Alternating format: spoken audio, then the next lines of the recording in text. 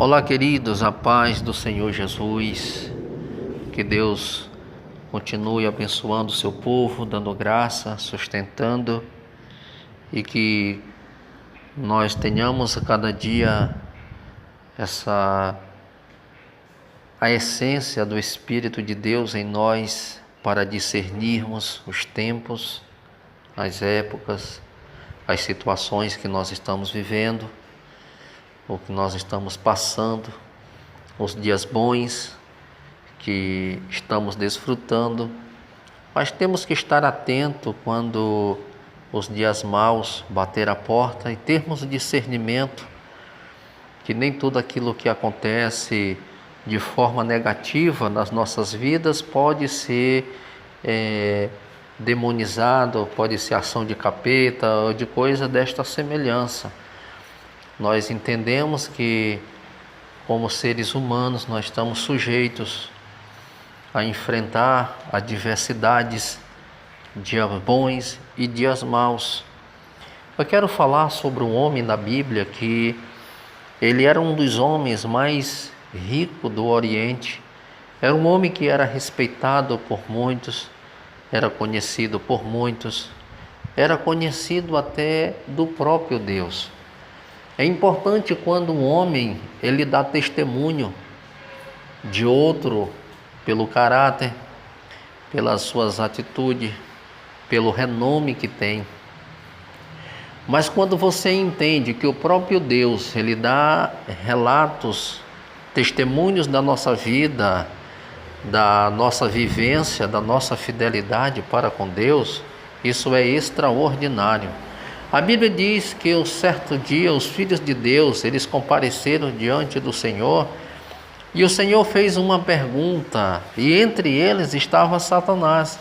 E a Bíblia diz que Deus ele fez uma pergunta: de onde vens, Satanás? Ele disse: eu tenho andado, percorrido a terra e andado por ela. E o Senhor faz a seguinte pergunta: tu tem visto o meu servo Jó, um homem justo, íntegro, fiel a Deus, temente a Deus e que se desvia do mal? Satanás, como astuto, ardiloso, ele disse: ele é tudo isso porque ele tem bens, ele tem riqueza. E o Senhor permitiu, sobre a vontade permissiva de Deus, ele disse: toca nos seus bens. E ele tocou em tudo que Jó tinha, no seu gado, nas suas jumentas, nas suas ovelhas e até nos seus filhos. Os seus 10 filhos, ele morreram.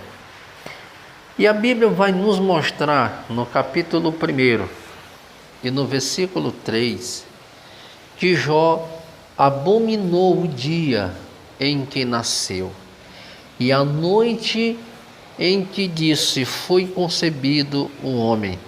É como se Jó estivesse dizendo: eu quero tirar da memória esse dia é para ser esquecido, essa noite não é para ser celebrada. A gente percebe que o estado que Jó se encontra, deplorável, fez com que Jó esquecesse os anos de abundância, de alegria, de um bem-estar, de desfrutar, de gozo com os filhos. A gente percebe que no momento da angústia, o psicológico do ser humano, ele é afetado. A estrutura mental, espiritual, psíquica deste homem, ela é afetada a tal ponto que ele quer riscar da história até o dia em que um dia foi celebrado o nascimento de um ser que é de todo especial. Mas a gente percebe nesta caminhada que o homem ele está sujeito. Paulo, escrevendo na sua primeira carta aos Coríntios, ele deixa isso bem claro. Na sua segunda carta, melhor dizendo, capítulo 4, versículo de número 16, Paulo ele diz: pois não desanimamos, ainda que o homem exterior se corrompa, contudo o homem interior ele se renova. Paulo está nos mostrando ainda que esse homem exterior ele seja desgastado pelo tempo, pelas circunstâncias, esse homem interior ele tem a capacidade de ser renovado. Porque quem nos renova é o Espírito Santo de Deus. É Ele que nos renova. É por isso que Paulo diz que nós não devemos nos desanimar.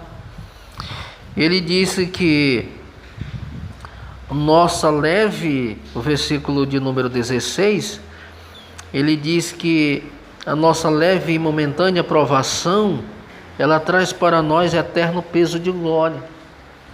Por que a nossa leve e momentânea provação traz para nós eterno peso de glória? Ele responde no versículo 18. Porque nós estamos fixados, a nossa mente, a nossa visão está nas coisas que não se vê, não nas coisas que se vê. Parece uma contradição, porque as coisas que se vê, elas são transitórias e passageiras. Lembra que Jesus disse que não deveis acumular tesouros na terra, onde o cupim e a traça ela corrói, ela consome, ela destrói, mas depositar tesouro no céu? A semelhança das coisas que se vê são perecíveis, mas as que não se vê, elas são eternas.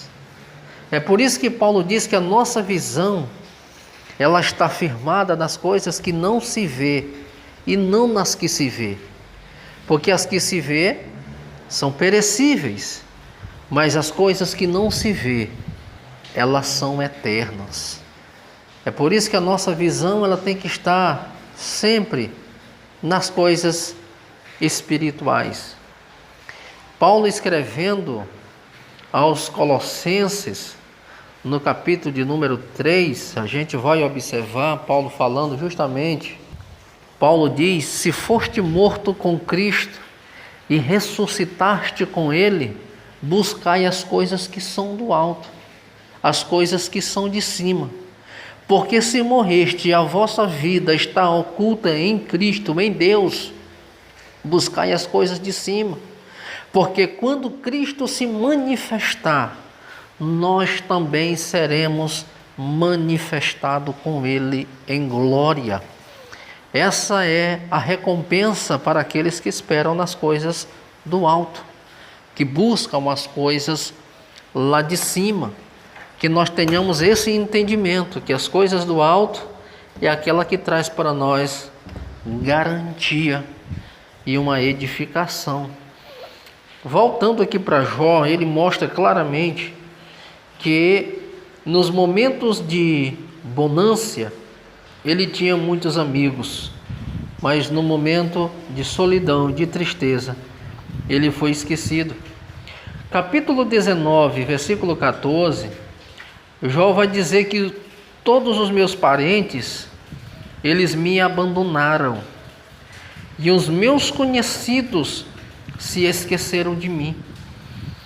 Nesse momento, Jó, ele foi esquecido pelos amigos e pelos parentes. Por quê? Porque o estado que Jó está agora é um estado de doença deplorável. Por quê? Porque Satanás, depois que matou os filhos e destruiu tudo que Jó tinha, ele voltou novamente. E o Senhor disse: olha, ele não negou o meu nome. Ele disse: mas ele ainda tem saúde. Se ele tem saúde, se eu tirar a saúde dele, ele vai te negar. E aqui o Senhor permite mais uma vez que ele toque em Jó, mas que ele não lhe tire a vida. E Jó agora é um homem pobre, sem filhos e leproso. A história diz que a Bíblia nos mostra que até na boca de Jó nasceu tumores. E Jó, ele não blasfema. Jó, ele não nega o Senhor. Uma coisa que nós devemos observar é que um cristão que serve a Deus, ele não vai servir a Deus pelo que tem. Ele não serve a Deus por causa das riquezas. Ele não serve a Deus por causa dos bens. A nossa visão em Deus, o nosso coração, ele não pode estar em um Deus, servir Ele por aquilo que Ele pode fazer nas nossas vidas, porque não seria um amor interesseiro. O nosso amor por Deus tem que estar não naquilo que Deus pode fazer por nós. O nosso amor em Deus tem que estar em Deus pelo que Deus é e não pelo que Deus pode fazer. Porque seria um amor interesseiro, uma moeda de troca. Nós dependemos de Deus, nós esperamos em Deus e não esperamos de Deus. Há uma grande diferença.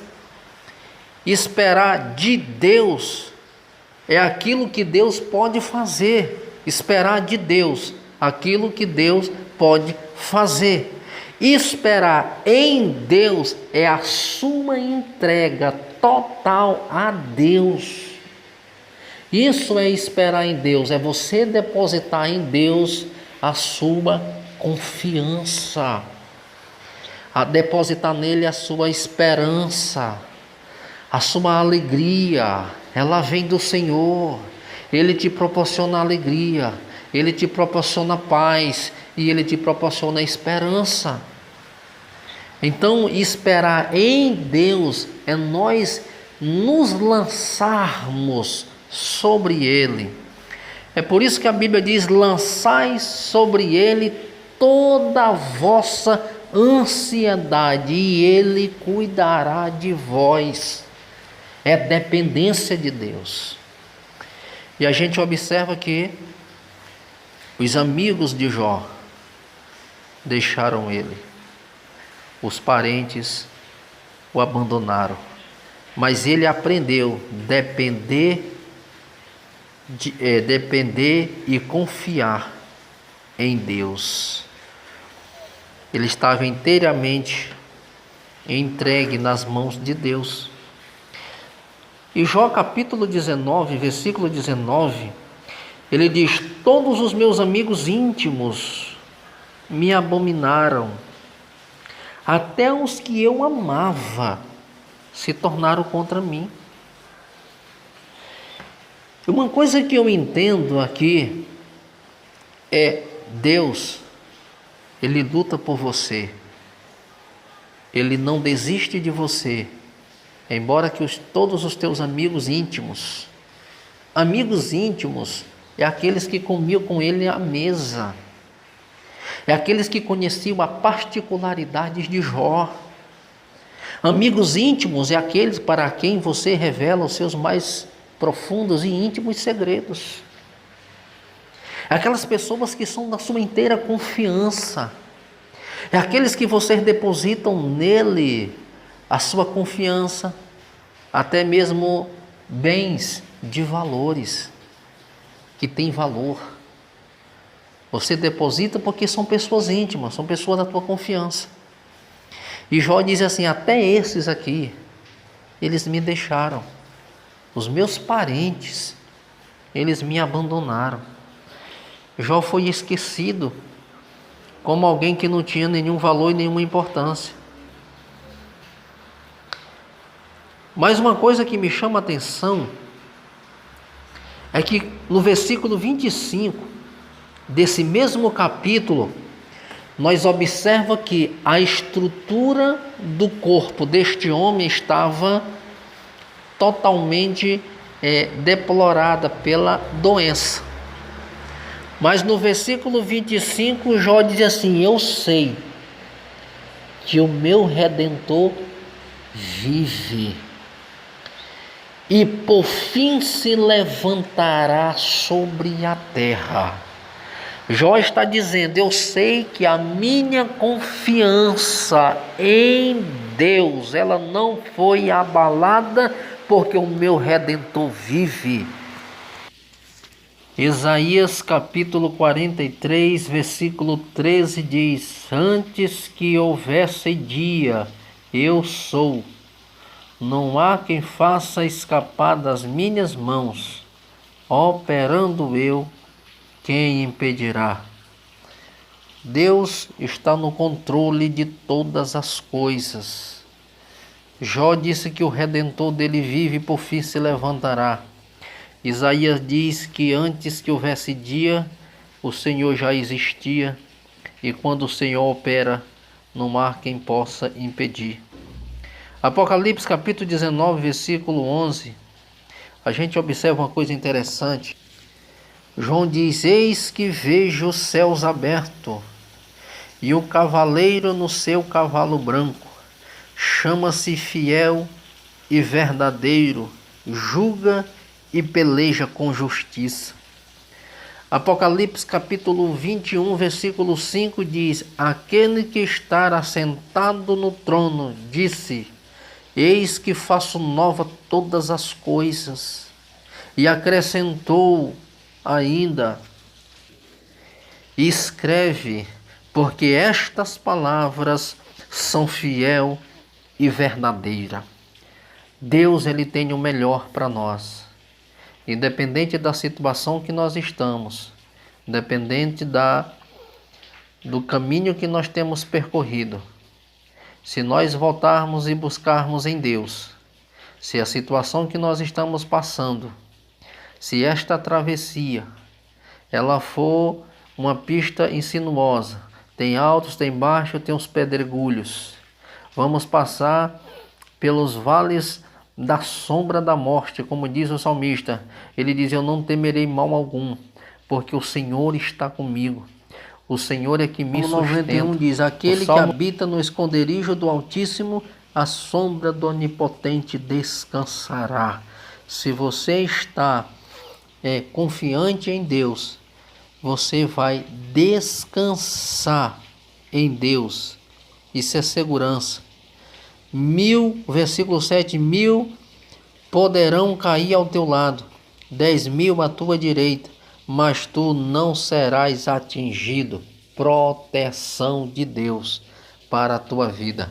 O Senhor diz: toca, mas não lhe tire a vida, porque ele estava protegido pelo Senhor, estava seguro em Deus. Passa pelos vales, passa pelo fogo, passa pelas circunstâncias, pelas situações, mas passa